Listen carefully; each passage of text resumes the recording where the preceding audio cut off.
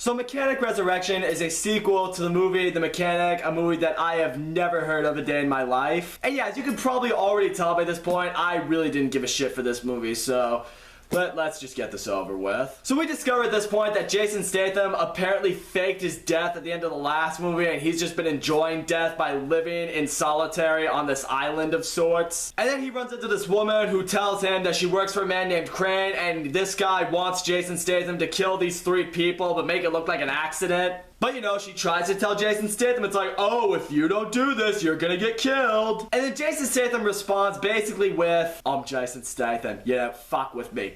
And then he just fights off all of this chick's mercenaries, and then he escapes them by jumping off of this building and landing onto a paraglider. And then I saw that scene and I'm just like, oh, that seemed just a little bit convenient for this situation. But not as convenient as it's gonna get throughout this movie. So then Jason Statham ends up in Thailand. He rescues Jessica Alba, who is getting beat up by some asshole. And then not long after that, the two of them have sex because, you know, Jason Statham looks like Jason Statham and Jessica Alba looks like Jessica Alba. And then the following morning, Jason Statham decides to give Jessica Alba the watch of his dead father, the only memory he has of his father. Yeah, he decides to give that, what is probably his most prized possession, to a girl that he probably met like, I don't know, 12 hours ago? And then the movie decides to further emphasize that Jason Statham is now in love with this girl that he's known for half a day by having the guy who sent that woman to talk to Jason Statham to kidnap this chick. So now Jessica Alba is taken away by Crane, and now he tells Jason Statham, alright, you're gonna kill those 3 men or she's gonna be dead. So now I'm thinking to myself, alright, maybe these assassination attempts will be cool? Well, let's get into those, huh? So the first guy Jason Statham has to kill is this Malaysian warlord. He's now in prison, so Jason Statham infiltrates that prison. And conveniently for Jason Statham, there's some prisoner here that apparently has a grudge against this warlord, so this guy tries to kill this warlord. So now Jason Statham can earn the warlord's trust by saving him from being killed, and now the warlord invites Jason Statham to have dinner with him. So how does Jason Statham kill this guy? By making it look like an accident?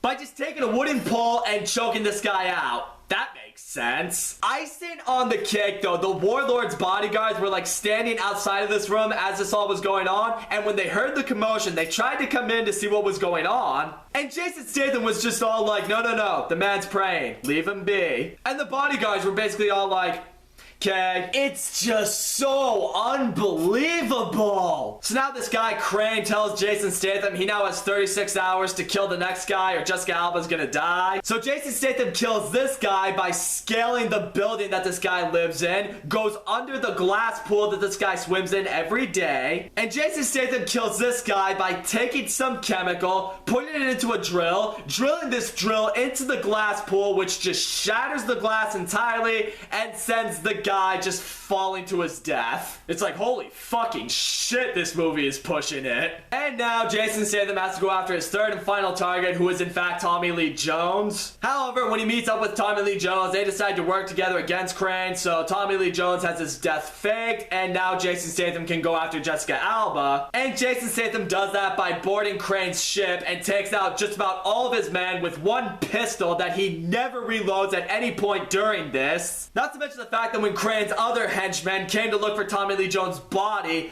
Jason Statham had it all set up, so he had all these traps and guns able to just go off and kill all these men right there in that spot. Oh my god. It's like, come on, really? Now we're in the very final act of this movie. Jason Statham is fighting with Crane. He pins Crane down with this anchor while Jason Statham has already arranged for his ship to blow up. Meanwhile, Jason Statham is still on the ship. There's no way he can get off of this ship in time to elude the explosion. And he just runs off on the ship somewhere. Jessica Alba has been placed in the submarine to escape. And then the ship blows up. Jessica Alba is rescued by another boat. They bring her back to land, but they tell her that there were no survivors on that ship. And the whole time I'm just sitting there like, it's okay, I'll give it a minute. And then Jason Statham reunites with Jessica Alba back on that island where she was teaching kids, and we discover that he survived that explosion by hiding in some steel part of the ship that was immune to the explosion. It's like I knew there was gonna be something convenient coming this way,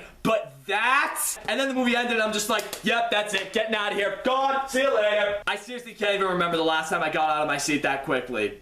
So yeah, all in all, Mechanic Resurrection is such a stupid movie. Honestly, guys, I went into this movie like, alright, this movie has Jessica Alba in it. The woman that I've been in love with since the girls have cooties phase of my life. So if it can at least just throw in some fun action scenes with this movie, I'll be cool with it. But no, the acting in this movie was shit, the premise was shit, the execution of the premise was shit. The action sequences are completely sloppy, the conveniences, oh my gosh, the conveniences in this movie. Okay, I'm aware every movie that's ever been made has its conveniences here and there. It's undeniable. A few conveniences in a movie, that's fine. But when the movie just has so many and is just fully expecting you to just disregard common sense, it's gonna leave you sitting there like, bullshit. And that is exactly what Mechanic Resurrection is, people. Bullshit. So that's all I gotta say. Guys, thank you so much for watching my video. Don't forget to leave a comment, like, subscribe, and I will see you all next time.